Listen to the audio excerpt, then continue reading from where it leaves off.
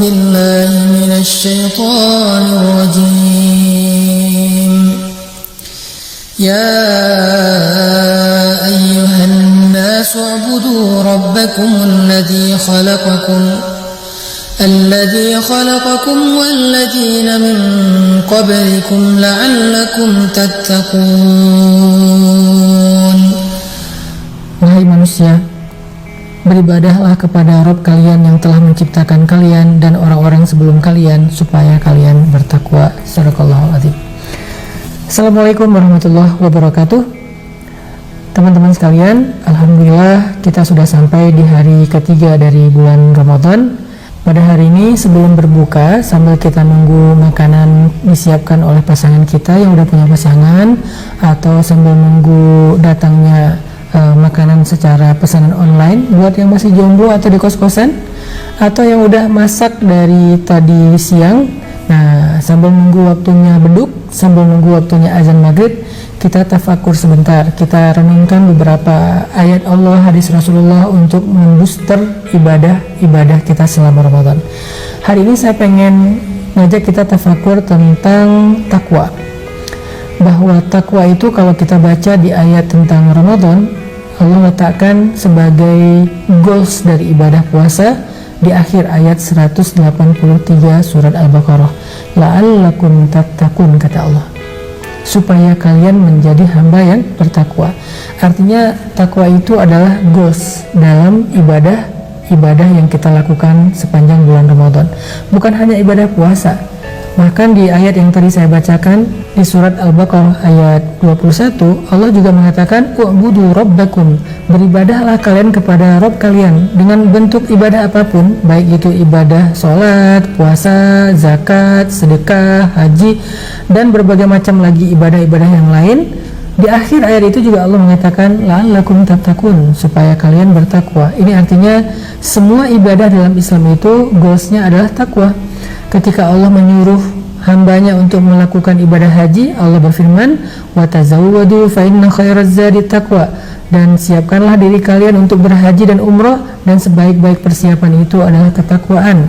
Nah, ini artinya bahwa memang ibadah apapun dalam Islam itu tujuannya adalah supaya kita menjadi hamba yang lebih bertakwa. Pertanyaannya, apa itu takwa?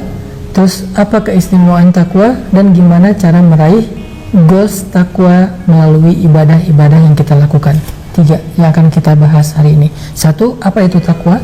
Kedua, apa pentingnya menjadi orang bertakwa? Apa istimewanya takwa? Apa sih kerennya takwa? Dan yang ketiga, gimana caranya how to untuk bisa meraih derajat takwa melalui ibadah? Oke, yang pertama, apa itu takwa? Banyak banget teori tentang takwa yang disampaikan oleh para ulama dengan berbagai macam definisinya. Saya pengen menyederhanakannya dari sekian banyak bacaan. Takwa itu adalah sami'na wa ata'na. Takwa itu adalah sami'na wa ata'na, menjadi orang yang lebih taat kepada Allah Subhanahu wa taala. Jadi kalau misalnya kita sholat tetapi kita belum taat, belum tercegah dari yang mungkar, belum tercegah dari yang fahsya, berarti sholat kita belum ke derajat takwa. Padahal kan sholat itu adalah panggilan supaya kita taat kepada Allah dengan kondisi apapun. Misalnya kita lagi jualan, Allah panggil hayya 'alas shalah, hayya 'alal falah. Allah panggil kita, yuk sholat, yuk kita sukses. Ya udah, kita tinggalin aja kerjaan kita untuk sholat. Itu di situ tuh kita lagi belajar taat sama Allah apapun kondisi kita, apapun resikonya. Ketika puasa juga Allah lagi ngajarin kita tentang taat. Disuruh makan, kita makan walaupun subuh-subuh. Kan makan subuh-subuh itu kayak males ya. Breakfast kan biasanya paling jam 8, jam 9. Itu juga seringnya brunch ya. Breakfast yang digabung sama lunch jadi brunch. Artinya saking malesnya kita breakfast jadi brunch, atau late breakfast, atau mungkin breakfastnya seadanya aja. Nah, ini sekarang Allah suruh makan sebelum subuh. Kebayang nggak tuh rasanya? Kan kita lagi kayak males makan banget, pengennya tidur gitu. Tapi karena Allah suruh, ya udah kita makan. Karena kata Nabi, tasaharu fa inna fis sahuri barakah. Makanlah sahur karena di dalam sahur itu ada keberkahan. Ya udah kita makan. Ini taat nih. Beres subuh, kata Allah imsak, nggak usah makan lagi, nggak usah minum lagi, udah puasa. Padahal kita Pagi-pagi itu kan enak tuh, buat sebagian orang termasuk saya. Salah satu yang saya senang di pagi hari itu ngopi, kemudian nanti ada beberapa cemilan, ada yang mungkin cemilannya senang yang gorengan, terserah soal healthy food atau enggak. Yang jelas masing-masing punya makanan favorit lah. Ada yang healthy food banget, buah, sayur, salad. Ada yang dia modelnya gorengan, bala-bala, bakwan, segala macam. Ada yang berat, pagi-pagi udah makan nasi kuning, udah makan bubur ayam, pagi-pagi udah makan, kalau di Sumatera tuh nasi lemak atau nasi gurih. Di beberapa daerah itu sampai ada ayam, opor ayam subuh-subuh, kalau pagi-pagi jam 7, jam 8. Kita kan pengennya pagi tuh ngopi, makan, tapi karena Allah nggak boleh. Disuruh makan sebelum subuh, kita makan sebelum subuh. Beres subuh nggak boleh makan. Sampai menjelang maghrib. Itu taat. Pas udah mau maghrib, disuruh berbuka, ya kita berbuka, walaupun kita ngerasa saya mah puasa sih biasa aja ya, nggak terlalu berat, jadi saya kalau misalnya mau buka jam 10 malam juga sanggup sih. Enggak, bukan masalah kita sanggup atau enggak, masalah taat atau enggak. Begitu juga dengan ibadah taraweh, begitu juga dengan ibadah zakat, begitu juga dengan sedekah, begitu juga dengan tilawah. Haji juga kayak gitu. Haji Allah syariatkan di bulan Zulhijjah, nggak boleh kita bawa haji di bulan Rabiul Awal gitu kan.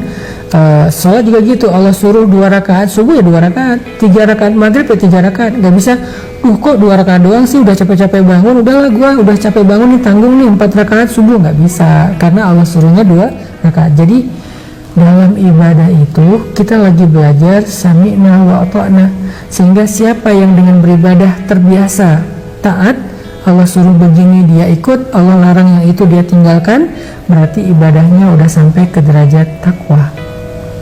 Tapi kalau dia beribadah nggak taat, berarti belum takwa. Ada orang yang sholat tapi membuka aurat setelahnya. Pas sholat dia pakai mukena nih, kan menutup aurat kan, taat kan. Beres sholat dia buka lagi nih, berarti ibadahnya sah, tetapi belum sampai ke derajat takwa, teman-teman. Ini buat cewek-cewek nih yang baru berhijrah, yang mau berhijrah, jangan khawatir. Sholat teman-teman tetap sah, cuman kan kita pengen sholat kita bukan hanya ritual ya, tetapi dia juga bisa menjadi attitude kita, behavior kita, perilaku kita, dan kita pengen dengan ibadah kita sampai ke level takwa, sampai ke level orang-orang yang mutakin.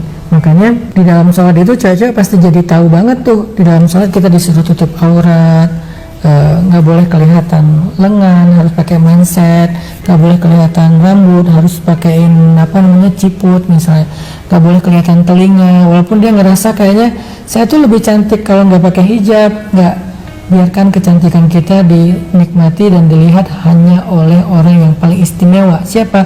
Pasangan halal kita. Orang lain kan nggak ada yang istimewa, mereka mah biasa aja, sehingga nggak berhak melihat perhiasan-perhiasan kita yang indah. Itu dipelajarinya lewat apa? Lewat sholat. Sholat berjamaah, kita disuruh dalam sholat berjamaah itu ikutin imam, sehingga kalau beres sholat jamaah kita malah suka berselisih dengan imam, berselisih dengan ulama, berselisih dengan para ustadz, padahal kita nggak punya ilmu. Berarti sholat kita tuh bukan takwa, cuma ritual ibadah doang. Begitu juga dengan ibadah-ibadah yang lain, teman-teman. Itu arti takwa, sami'na wa ata'na. Yang kedua, apa istimewanya takwa? Jawabannya ada di surat At-Talaq. Kata Allah, wa may yattaqillaha yaj'al lahu makhraja wa yarzuqhu min haitsu la yahtasib wa may yattaqillaha yukaffir anhu sayyi'atihi wa yu'dhim lahu ajra. Siapa yang bertakwa kepada Allah, maka Allah kasih dia jalan keluar dalam masalahnya. Allah kasih dia rezeki yang gak pernah dia duga-duga dari mana jalannya. Siapa yang bertakwa kepada Allah, Allah mudahkan segala urusannya. 3 di satu paragraf. 1, diberikan jalan keluar. Kalau kita ngerasa buntu, nggak tahu lagi harus kemana, akhirnya Allah tunjukkan jalannya. Kita nggak tahu gimana cara menyelesaikan masalah kita, Allah tunjukkan cara menyelesaikannya. Takwa. Allah terlibat, intinya tuh Allah terlibat dalam masalah kita, teman-teman, kalau kita bertakwa. Kalau kita nggak bertakwa, kita udah sholat, tapi sholat kita tuh nggak jadi takwa, cuman ibadah doang, maka hidup kita itu Allah nggak terlibat di dalamnya. Ya kita urus aja sendiri, ada masalah ngurus sendiri, kesepian ya kesepian aja sendiri, nggak ada yang nemenin, curhat aja sendiri, nggak ada yang dengerin. Kenapa? Karena kita ibadahnya nggak sampai ke level takwa, jadi Allah nggak terlibat di dalam urusan hidup kita. Kalau saya simpulin dari 3 kalimat tadi di surat At-Talaq adalah, apa sih kerennya jadi orang bertakwa? kerennya jadi orang bertakwa, Allah terlibat dalam urusan kehidupan kita. Kalau kita buntu dalam satu masalah nggak tahu jalan keluarnya, Allah yang tunjukin jalan keluarnya. Ini jalan keluarnya, kita nggak pernah tahu. Kalau kita kekurangan, Allah kasih kita rezeki dari jalan-jalan yang kita nggak pernah duga-duga loh. Dan itu kayaknya lebih keren gitu, banyak surprise-nya dari langit. Setiap hari dikasih surprise, kan seru ya. Kita kalau setiap hari dapat surprise dari pasangan kan makin romantis, makin cinta, makin bahagia. Apalagi surprise-nya dikasih sama Allah. Setiap hari dikasih kejutan. Kejutan A, kejutan B, kejutan C, dan seterusnya. Bukan di-prank sama Allah. Allah gak suka nge-prank hambanya. Allah suka ngasih surprise ke hambanya. Kalau nge-prank kan cuma kagetin tapi gak dapat apa-apa ya. Kalau surprise, ngagetin tapi kita happy. Nah, itu yang kedua nih. Yang ketiga, Allah mudahkan urusan kita. Yang harusnya urusan kita itu ribet, yang harusnya urusan kita itu bertele-tele, berbelit-belit, complicated, tiba-tiba menjadi simple, menjadi santai. Nah, kalau kita mau hidup kita Allah terlibat di dalamnya, coba kita belajar ibadah kita itu jangan cuma ritual, tapi dia harus menjadi latihan supaya kita bisa menjadi orang yang lebih taat kepada Allah, takwa, sami'na wa ata'na. Ketiga, gimana cara biar bertakwa? Nah, cara biar bertakwa, kita jangan hanya melakukan ibadah secara fikih, tapi kita juga harus mencoba untuk menggali ya, memahami, mentafakuri apa sih hikmah dalam ibadah ini. Ibadah ini melatih apa sih? Puasa itu latihan apa sebetulnya? Apakah cuma latihan lapar? Kita mah biasa aja dengan lapar. Apakah sholat itu cuma latihan berdiri dan rukuk sujud? Ternyata bukan itu doang. Apakah membaca Al-Quran itu cuma masalah melantunkan huruf dan dapat pahala? Ternyata bukan cuma itu. Apakah sedekah itu cuma supaya harta kita bertambah? Ternyata bukan. Sedekah itu kalau kata Allah di Al-Quran, wa may yuqashuha nafsih, sedekah itu latihan menghilangkan sifat kikir. Jadi kalau kita sedekah tapi masih kikir, apalagi yang disedekahin itu sisa yang udah nggak kemakan, berarti sedekah kita cuma ibadah, belum menjadi takwa.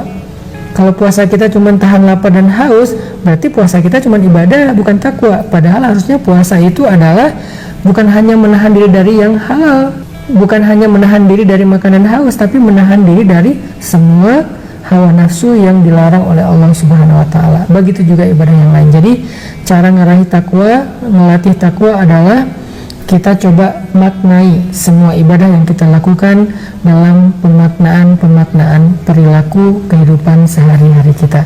Ngefek nggak nih ibadah kita kepada kehidupan sehari-hari kita? Ngefek nggak nih ibadah kita kepada akhlak kita? Kalau ngefek berarti ibadah kita sudah menjadi ibadah orang yang bertakwa, dan kalau sudah menjadi orang bertakwa, insya Allah Allah terlibat dalam kehidupan kita. Barakallah.